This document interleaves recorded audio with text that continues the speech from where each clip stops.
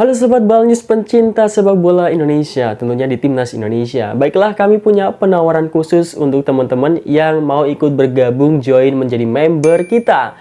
Nah, kalian bisa mendapatkan keuntungan berupa kalian bisa join ke grup spesial kita, kemudian bisa mendapatkan update link streaming secara gratis dari kita, oke? Jadi teman-teman bisa nonton pertandingan Timnas Indonesia dimanapun, kapanpun, dan bagaimanapun keadaannya, karena sudah kita share linknya. Tinggal kalian silahkan menikmatinya. Baiklah, tunggu apa lagi? Langsung saja klik link atau klik tombol join di channel Balnews. Baiklah, selamat menonton videonya.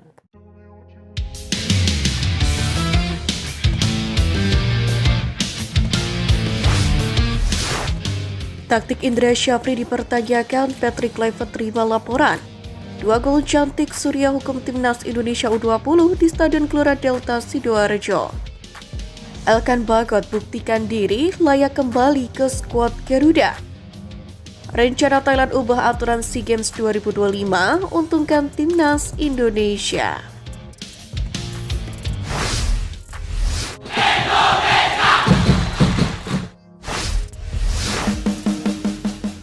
Dua gol cantik Surya hukum Timnas Indonesia U20 di Stadion Gelora Delta Sidoarjo.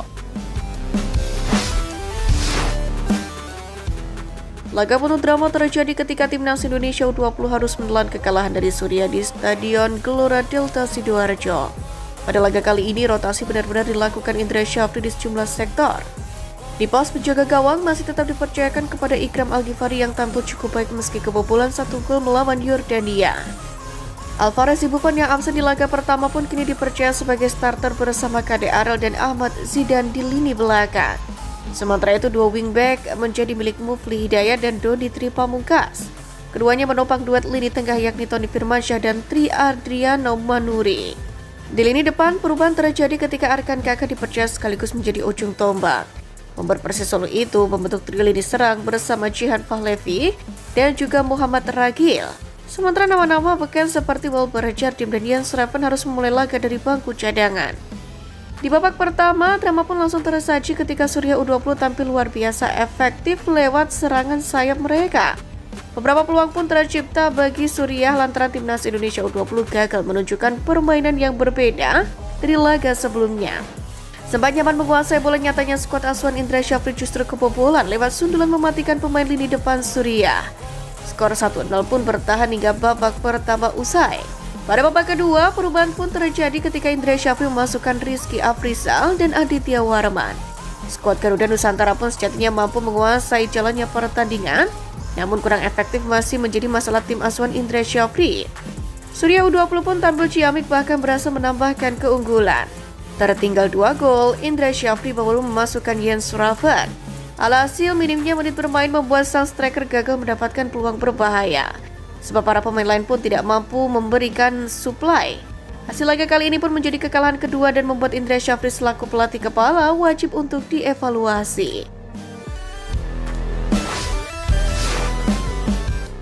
Taktik Indra Syafri dipertanyakan, Patrick Kluivert terima laporan.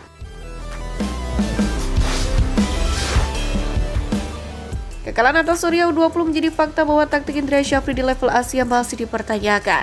Terbukti pada laga kedua kali ini, skuad Garuda Nusantara kembali tampil buruk dan tidak mampu menciptakan peluang berbahaya.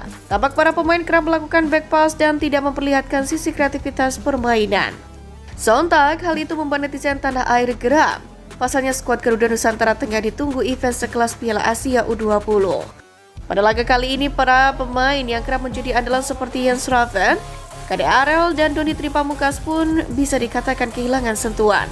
Tentu fakta itu tak terlepas dari buruknya taktik yang diterapkan Indra Syafri dengan alibi merotasi pemain. Menariknya, Indra Syafri sendiri mengaku akan mengirimkan rekaman setiap pertandingan di Mandiri U20 Challenge Series 2025 kepada pelatih Timnas Indonesia Patrick Kluivert. Hal ini sesuai dengan permintaan Kluivert ketika melakukan pertemuan antar pelatih beberapa waktu yang lalu. Indra mengatakan Kluivert tidak memberikan pesan apapun terkait Timnas Indonesia U20 yang bertanding di Mandiri U20 Challenge Series. Hanya saja Kluivert menginginkan timnas senior dan kelompok umur agar selaras.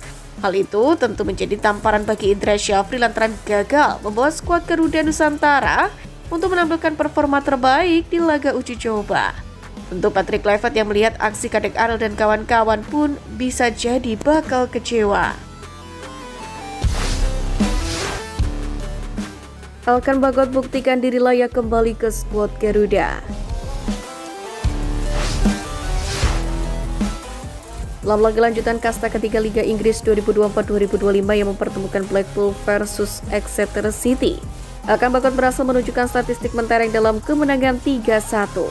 Pertemuan kedua tim ini berlangsung di Stadion Exeter pada Sabtu 25 Januari malam, dan Elkan Bagot main penuh dalam laga tersebut. Saat mengawal pertahanan timnya, Elkan Bagot pun mencatatkan sekali intercepsi dan 14 kali clearance, namun dia hanya sekali melakukan pelanggaran. Elkan Bagot juga mencatatkan 84% dalam akurasi umpan ke rekan timnya. Dia pun turun membantu serangan Blackpool dengan melakukan sekali tendangan ke gawang lawan. Sementara itu, ketiga gol Blackpool diciptakan pada babak pertama. Elkan Bagot sendiri kini jadi rutin main di Blackpool FC. Total, dia sudah mentas di 6 pertandingan dalam berbagai ajang pada musim 2024-2025 ini. Dengan kondisi yang rutin main untuk Blackpool FC, akankah Elkan Bagot dipanggil Patrick Kluivert untuk membela timnas Indonesia? Tentu kan itu terbuka lebar, sebab Patrick Kluivert sendiri menekankan pentingnya menit bermain untuk penggawa timnas Indonesia di klub. Pasalnya, hal ini akan berkaitan dengan kebugaran dan kesiapan sang pemain. Jika benar dipanggil, Elkan Bagot pun akan comeback ke timnas Indonesia. Dia sendiri sudah cukup lama tak dipanggil Sintayong ke skuad Garuda, di mana terakhir kali Elkan Bagot membela Merah Putih pada Januari 2024. Bek bertubuh jangkung itu main di Piala Asia 2023.